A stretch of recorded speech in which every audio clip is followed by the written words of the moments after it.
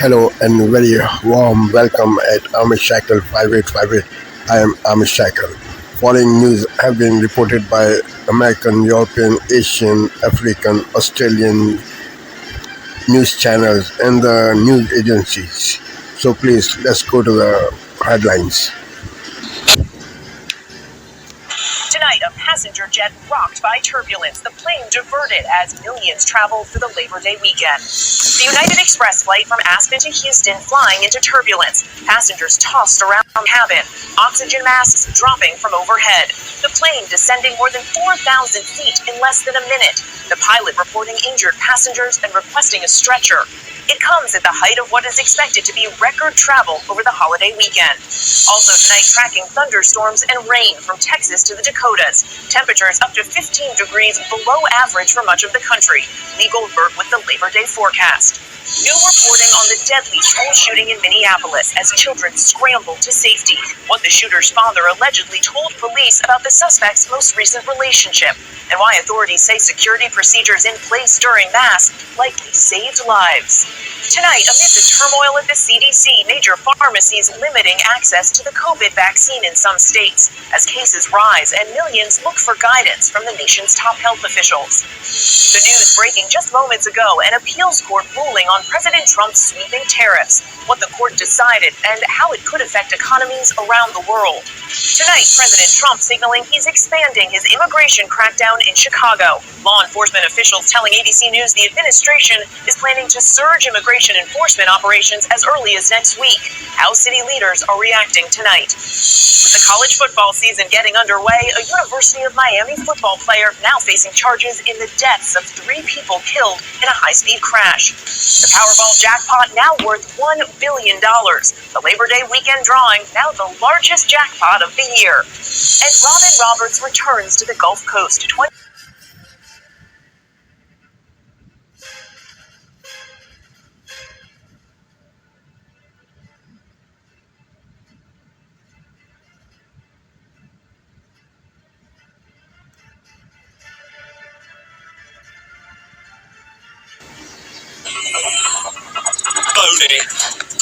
Pony. I'm totally weird.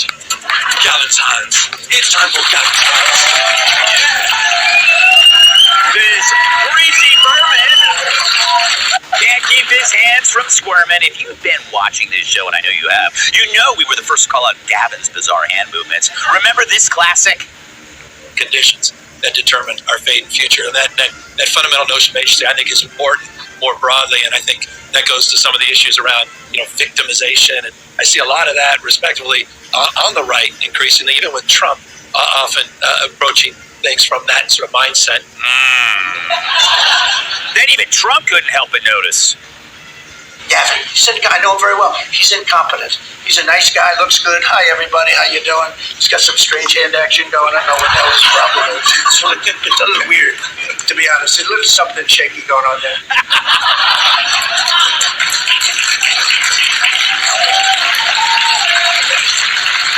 And yet earlier this week, Gavin unleashed his inner 10-fingered freak. I came into that recall campaign still arguing that all politics is local. I still had a romantic notion of that. I intellectualized that a lot of our politics and the discourse was national. I didn't fully appreciate how nationalized our politics have become. In so many ways, that shape-shifted a lot of what we're doing and who I am today. But this last year, these last 6-7 months, this is something altogether different. Oh, it's like he's molesting a ghost. But apparently, our commentary on his hands have gotten inside his head, and Gavin now is desperately trying to control himself in her mind. Well, it's a curious question. I've made the entire point that crime's an issue, and we want to tackle it. And we continue to do more in that space, and we announced and highlighted some of the expansion, what is not contradictory, respectfully. We're not talking about the nationalization, the militarization of the Guard and militarizing United States cities. So, quite the contrary. Poor guy. I want you to watch again as this errant thumb valiantly, violently resists. It needs to get out. It needs to get out. It's trapped his poor little thumb. I haven't seen a finger that excited since my last prostate exam. Little tip, a little Maybelline shows that you care. Sherrod, what is going on here? Does he have some kind of condition? It's weird. It's like, just use your words, man. You ain't gonna talk like you a third base coach. Like you telling me to steal or bunt. Like if somebody talked to you like that on the subway, as soon as they walk away, you're like, I think he got my watch. Yes.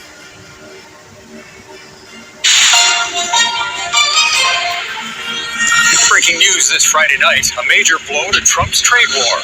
A U.S. federal appeals court rules most of the tariffs slapped onto Canada and other countries are illegal. What it means for this economy and how the White House is pushing back. A poignant homecoming. We have firefighters who've lost everything. Residents return to a community devastated by wildfires in Newfoundland and Labrador. Plus, Quebec's proposed prayer ban, why critics are slamming it as unfairly targeting one religious group. And out of their shells, resilient little turtles back where they belong after a rescue operation. Global National with Donna Friesen. Reporting tonight, Eric Sorensen. Good evening and thanks for joining us. Tonight, a major legal blow to U.S. President Donald Trump's trade agenda. A federal appeals court has ruled his sweeping tariffs were unconstitutional, stating he had no legal authority to impose them under a national emergency. The news coming as Canada's trade war with the U.S. is beginning to take an unmistakable toll on our economy. New numbers show GDP declined in the second quarter 0.4%. That's 1.6% on an annualized basis, the first quarterly contraction since 2023. We'll get more on that and the possible ramifications for the Canadian economy in just a moment, but we begin with the breaking court ruling that sets up a high-stakes showdown that could end up in the U.S. Supreme Court. Mackenzie Gray is following the developments for us, Mac. The world is watching as things unfold in the U.S. tonight. They certainly are, Eric. This is a major decision here that encompasses most of the tariffs that Donald Trump has put forward. It was a split 7-4 decision at the U.S. Appeals Court, and we spoke with one of the groups that brought forward the challenge, and they say, Eric, that the fentanyl tariffs, these 35% tariffs that apply to non-free trade goods that Canada sends to the U.S., have now been deemed illegal. Here's what they had to say. The court has held that that AIPA does not give the president the sweeping power to just simply, make and unmake tariffs on all products for any reason. Now, despite the fact that the court has deemed these tariffs to be illegal, they are allowing them to stay in place until October 14th. They say that will give the Trump administration an opportunity to appeal this to the Supreme Court, which they have told Global News tonight that they plan to do in this situation, saying that that will bring them potential ultimate victory. We should point out, Eric, that the Supreme Court has a Republican majority, and there are multiple justices on there that have been appointed by Donald Trump. Mac, this... Good evening, I'm Jeff Bennett. And I'm Amna Navaz. On the News Hour tonight, the United States ends an exemption for low-cost imports, raising prices for online shopping. Debate and frustration within Israel rises over the ongoing war in Gaza and the continued detention of hostages. We are still not waking up from this nightmare, and so many people are getting hurt. Our families are broken. And 20 years after Hurricane Katrina hit New Orleans, we hear from people who were forced to leave their homes and their lives behind. I will go to my grave being forever marked by the effects of Hurricane Katrina on my life, but on my family's life too.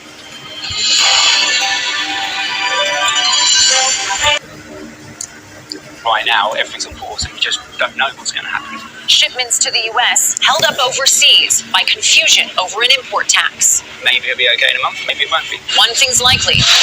The prices you pay are going up. From CBS News headquarters in New York, this is the CBS Evening News. Good evening, I'm Kelly O'Grady. John Dickerson and Maurice Dubois are off tonight. We begin with the cost of living.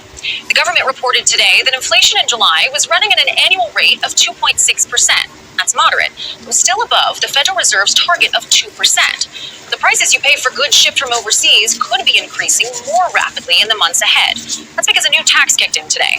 Shipments valued at less than $800 will now be subject to a tax of 10 to 50%. President Trump is closing a loophole in the law that saw businesses breaking down big orders into multiple smaller shipments to avoid a tariff. Meanwhile, post offices in more than 30 countries have paused shipments to the U.S. while they figure out how to apply the tax. Imtiaz Tayyab is in London. Imtiaz?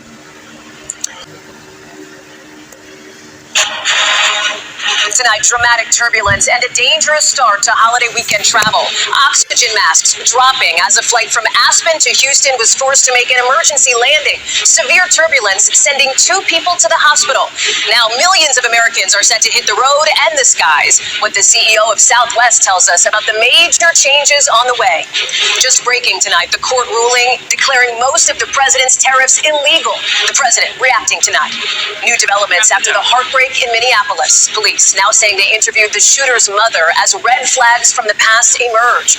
Plus, what a former classmate says about the attacker's fascination with Nazis years earlier.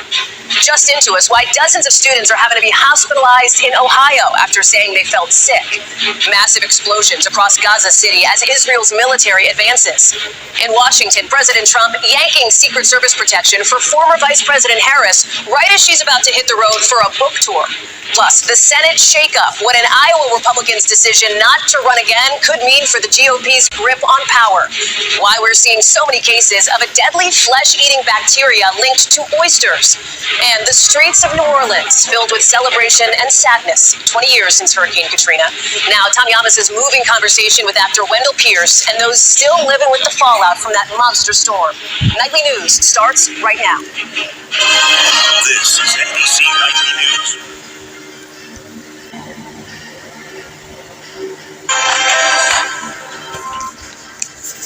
Good morning to you. A victory for the Home Office on the use of migrant hotels, branded an injustice by locals. We grant permission to appeal both to Somali and to the Home Secretary against the grant of the interim injunction. Well, a judge has overturned an injunction on migrant hotels, allowing migrants to remain, for instance, at the Bell Hotel, blocking attempts to have them removed. The council, though, remains defiant. Our battle on behalf of our residents will continue. A few weeks from now, we will be back in court, where we trust the strength of our case will still prevail. Yes, but the government's border security minister says they remain committed to ending the use of migrant hotels. He wants to close the Bell Hotel and all other asylum hotels, more than me. Well, the Shadow Home Secretary, however, says the ruling proves the government has lost control. The reason the Labour government are still using hotels is because they have lost control of our borders. Now questions are growing over the judge behind the decision, who once reportedly chaired a prominent socialist group linked to Labour. Which is raising some questions. Is this a sign of a political judiciary and an injustice to local residents? Elsewhere, Better the Devil You Know, a bombshell new book, claims those were the words of the late Queen Elizabeth, revealing she privately opposed Brexit. But should the political views of one of Britain's most revered monarchs be up for public debate? To be the voice of marriage in this country. Well, Gretna Green is urging the government to appoint a marriage czar, warning that outdated laws and sky-high costs are pushing couples away from actually tying the knot. And are we raising a generation afraid of adulting? Well, the majority of Gen Z drivers now suffer from so-called refuel anxiety, panicking over everything from pulling up to the pump to handling the nozzle.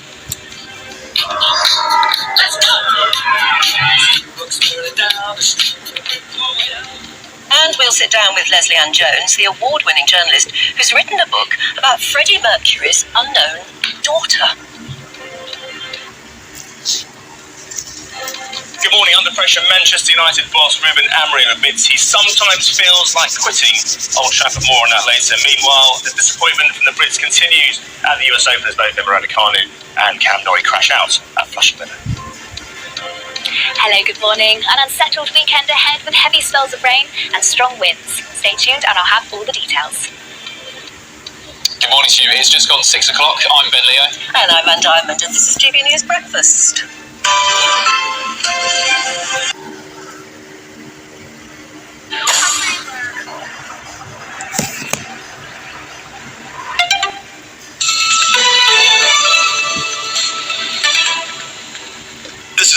news, and these are our top stories. The U.S. Federal Appeals Court has ruled that most of President Trump's tariffs are illegal. A majority of the judges said Trump went beyond his authority as president, but the court left the tariffs in place until mid-October. President Trump has vowed to appeal the decision to the Supreme Court. The U.S. State Department says it's denying and revoking visas for Palestinians ahead of the UN General Assembly next month. The head of the Palestinian mission to the UN says his delegation is now studying that decision. The news comes amid a push by several countries to recognize a Palestinian state at the General Assembly. Israel has launched its offensive to take control of Gaza City despite international condemnation. The IDF says the city is a Hamas stronghold and that it's ending the pauses in fighting that allowed in humanitarian aid. This is DW News from Berlin. You'll find more online at dw.com.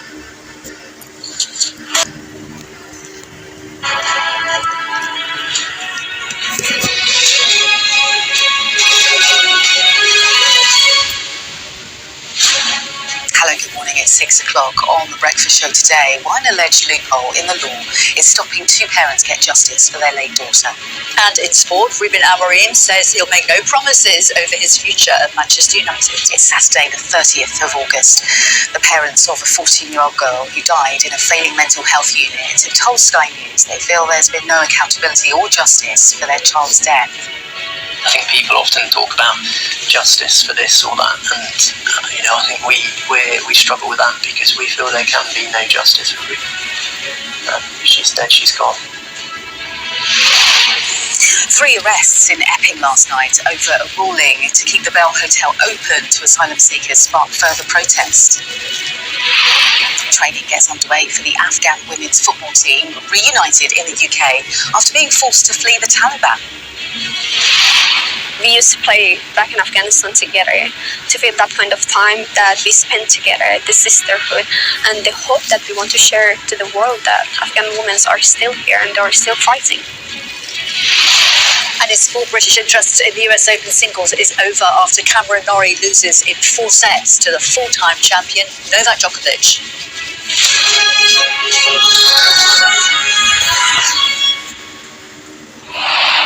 Hello, good morning. Thanks for joining us here on Breakfast. Now, the parents of a 14-year-old who died in a failing mental health unit have told Sky News there's been no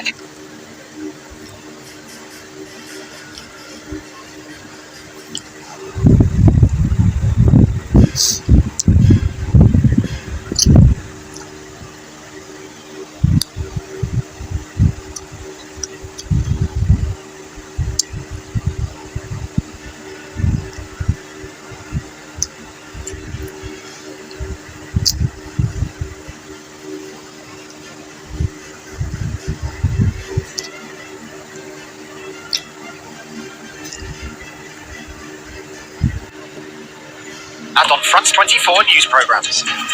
Paul Reith, one of the 200 France 24 correspondents around the world.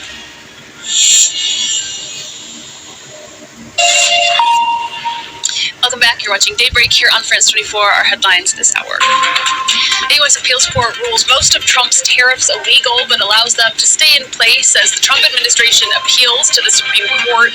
The U.S. president decried the decision on social media, saying losing his tariffs would be a total disaster for the country. The Israeli military said it recovered the remains of 2 hostages in Gaza, vowing to bring back more as it pursues its offensive. Israel declared Gaza City a dangerous combat zone, suspending aid deliveries to the area where hundreds of thousands of people are already experiencing famine. We'll get the latest from Nova Tarnopolsky in Jerusalem. And as Ukrainian and U.S. officials meet in New York, Volodymyr Zelensky rejects the idea of a buffer zone in an eventual peace deal, saying they already exist due to the nature of modern warfare.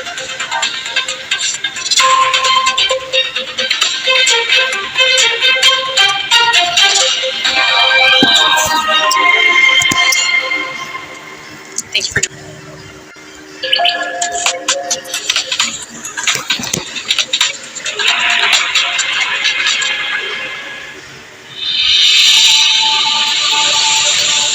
Heavy snow blankets Victoria's high country. Heightening fears, rough weather will hinder the police search for Desi Freeman.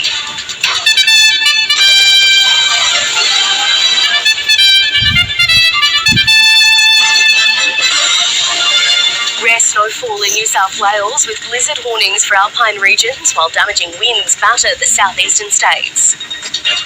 We're just really urging people to be vigilant when they're out there. Branches may fall down even without a lot of wind around because the trees are stressed. A US federal appeals court deals a major blow to Donald Trump's tariff regime. And Palestinian President Mahmoud Abbas among 80 officials denied entry to the US ahead of next month's UN General Assembly.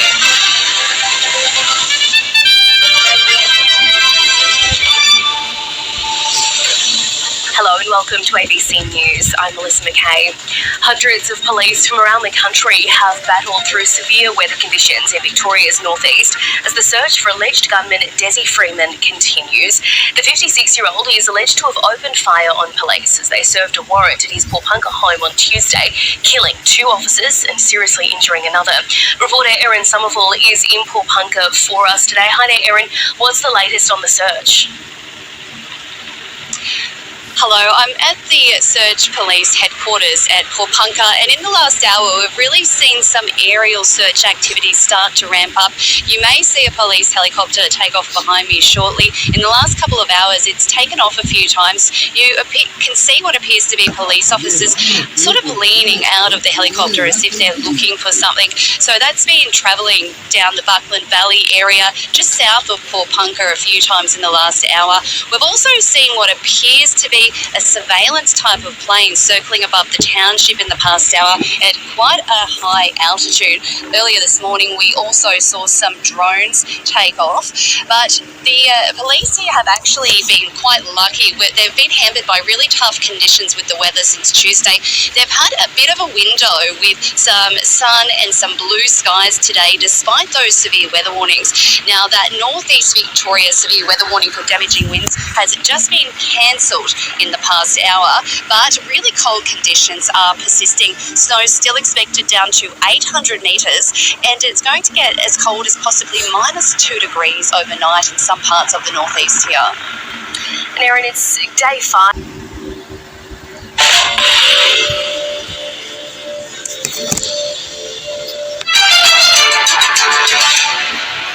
Hello, I'm Yasmin Yonkers with your headlines this hour.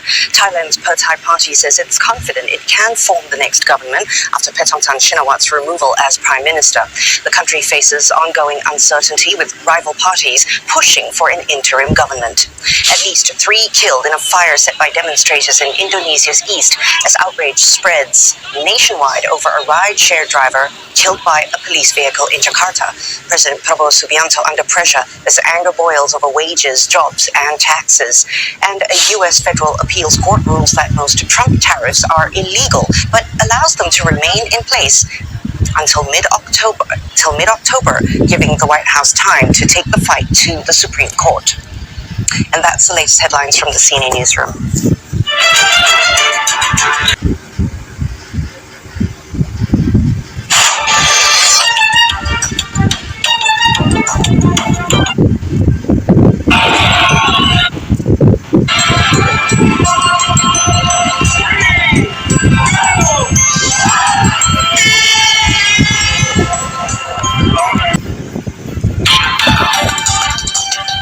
Good afternoon. It is 12 p.m. in Singapore and Hong Kong, 9:30 a.m. in New Delhi, 11 o'clock in Jakarta. I'm Yasmin Yonkers, and at this hour, Thailand's Pheu Thai party says it's confident it can form the next government after Paetongtarn Shinawat's removal as Prime Minister.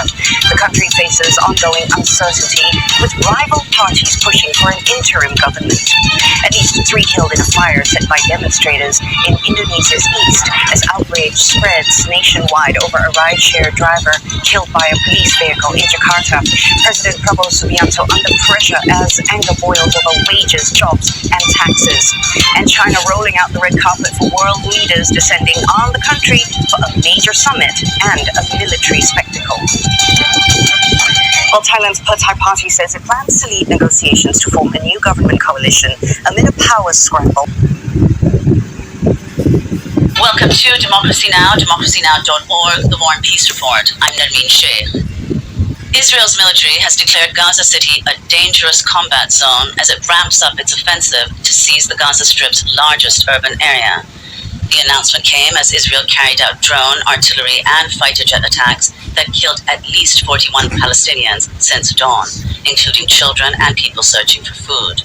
Meanwhile, UNICEF warns Gaza's starvation crisis, due to Israel's blockade, is growing worse by the day, telling Al Jazeera, quote, "Famine is absolutely ravaging Gaza City." Thousands of the city's residents have been fleeing their homes, most of them heading towards the coast, as Israeli forces attack eastern suburbs. What should we do? Do we stay here to die, to be broken?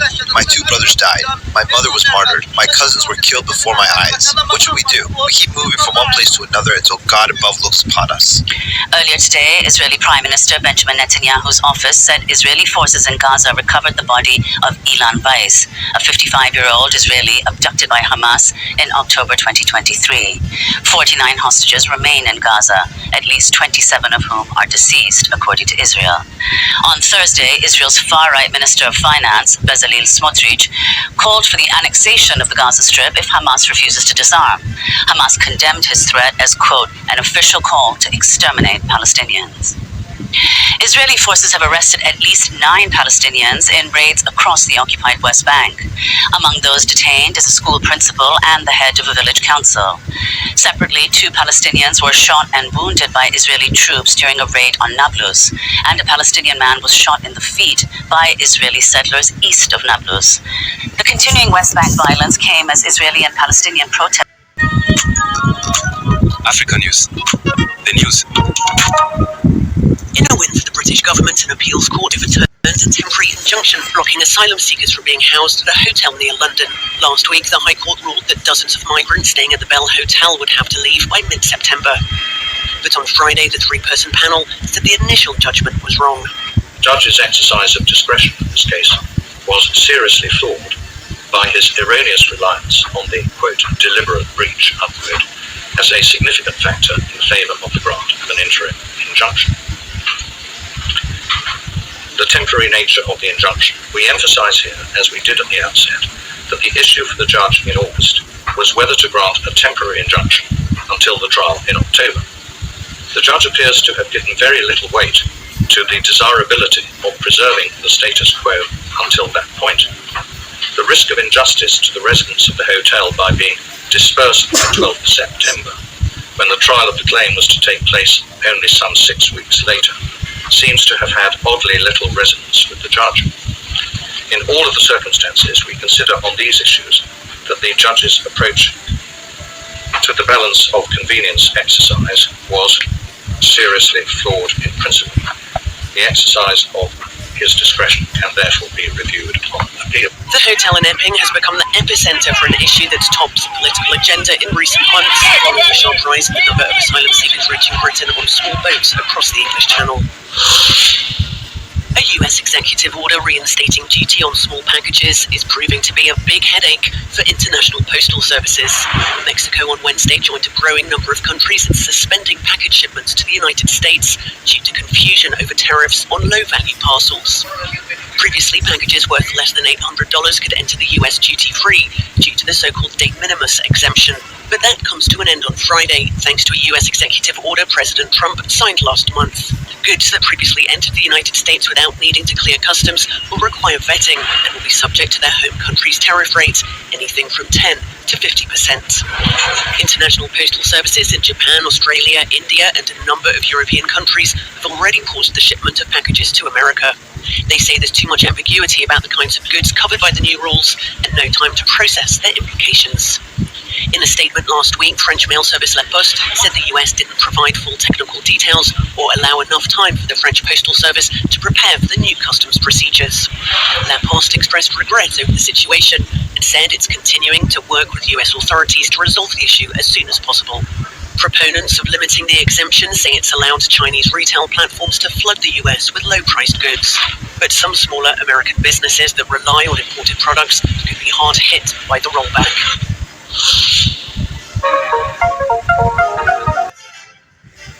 Thank you for watching Amish Shakil 5858. I am Amish Shakil. I hope you will visit again. Have a good life. Bye-bye.